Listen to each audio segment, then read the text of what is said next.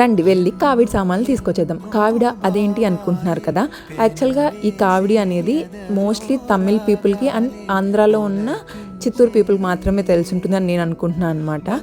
ఈ కావిడ అనేది ఆషాఢ మాసంలో వచ్చే కృత్తిక రోజు అయితే ఆడి కృత్తికగా జరుపుకుంటారు. ఆ రోజు కావిడైతే ఎత్తామన్నమాట. ఇది మోస్ట్లీ చాలామంది ఎత్తారు జనరేషన్స్ నుంచి.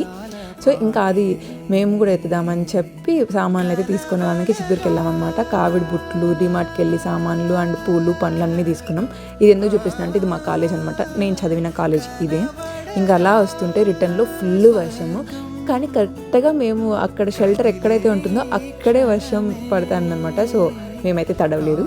ఇంకా ఫైనల్గా ఇంటికి వచ్చేసి మరుసటి రోజు కావిడెత్తేదానికైతే పూలన్నీ కడుతున్నాను. ఇంకా ఈ కావిడి గురించి తెలుసుకోవాలనుకుంటే నెక్స్ట్ వీడియో అయితే చూసేయండి. మేము ఎన్ని ఇయర్స్ నుంచి ఎత్తున్నాము, ఎందుకు ఎత్తున్నాము, తీసుకొని వెళ్ళి ఏ టెంపుల్కి వెళ్తాము, ఆ బుట్లో ఏమేమి వేస్తాము అన్ని డీటెయిల్గా నెక్స్ట్ వీడియోలో చెప్పేస్తాను.